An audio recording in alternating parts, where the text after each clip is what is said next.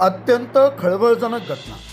मालेगावच्या अत्यंत महत्त्वाच्या प्रमुख सराफ बाजारपेठेत म्हणजे मोहनपीर चौक तसेच कापड बाजारपेठेत म्हणजे दक्षिणमुखी हनुमान मंदिराच्या शेजारी या प्रमुख पेठेत अगदी पहाटेच्या वेळी काही चोरट्यांनी वेगवेगळ्या साधारणतः 3-4 दुकानांची कुलपं तोडून दुकानामध्ये चोरी करण्याचा प्रयत्न केला. साधारणतः 3 साथीदार CCTVमध्ये दिसत असून त्यांच्या हातात टॉर्च, टॉमी आदी इतर साहित्यासहित पूर्ण तयारीने आलेले दिसत आहे. एक जण बाहेर मोटरसायकलवर थांबून निगराणी देखील करतो, तर तसेच सदर दुकानाच्या हत्याराने कुलूप तोडून चोरी करण्याचा प्रयत्न केलेला दिसत आहे. मोहनपीर चौकात तर पहाटे एक रहिवासी गृहस्थ आवाजाने उठले व ते खाकरले तर सदर चोर त्यांच्या पळून गेले, अन्यथा मोठा अनर्थ घडला असता.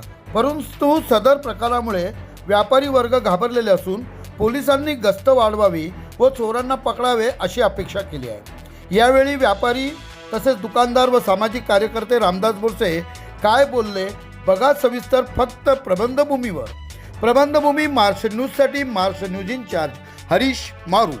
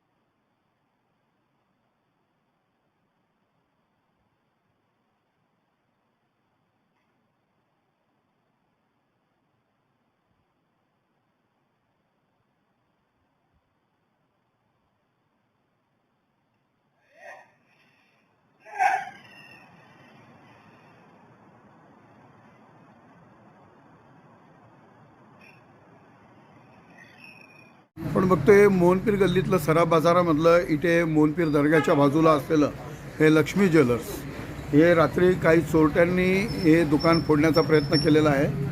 आपण बघतोय या दुकानातले इथले जे या पट्ट्यांना जे कुलूप होते हे दोन्ही कुलूप त्या चोरट्यांनी तोडून इथे टाकलेले दिसत आहेत.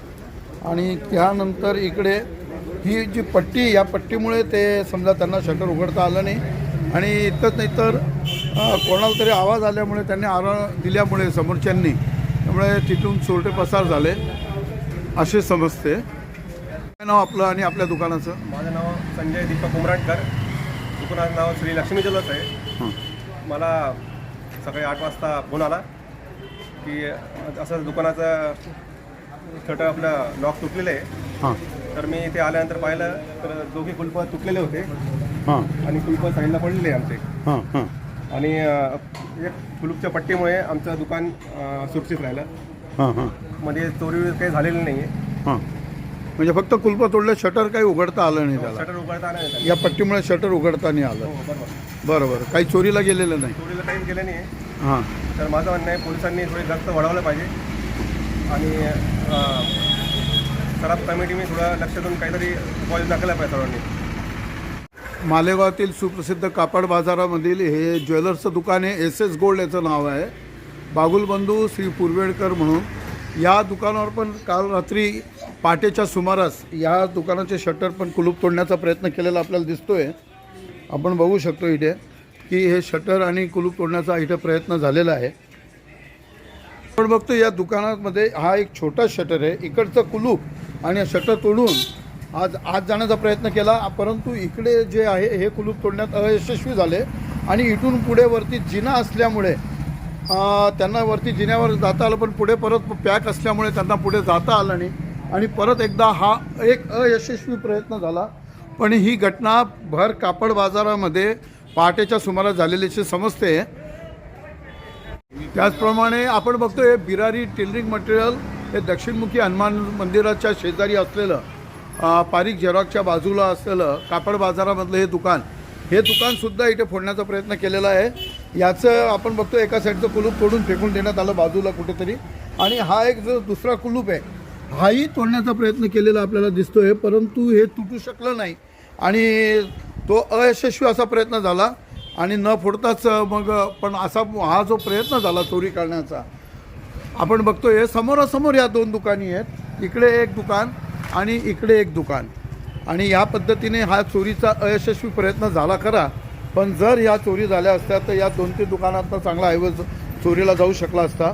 इथल्या नागरिकांची मागणी आहे की पोलिसांनी गस्त वाढवावी. काय नाव तुमचं आणि काय म्हणाल तुम्ही? माझं सराफ बाजार दुकान आहे, बागुलबंधू सराफ म्हणून. आज पहाटे आमच्या समोर चोरी झाली, प्रयत्न झाला, अयशस्वी चोरीचा प्रयत्न झाला. पण आता ते पुढची सावधगिरी म्हणून काहीतरी आपल्याला त्याचं हे करावं लागेल, प्रिकॉशन घ्यावं लागेल ते.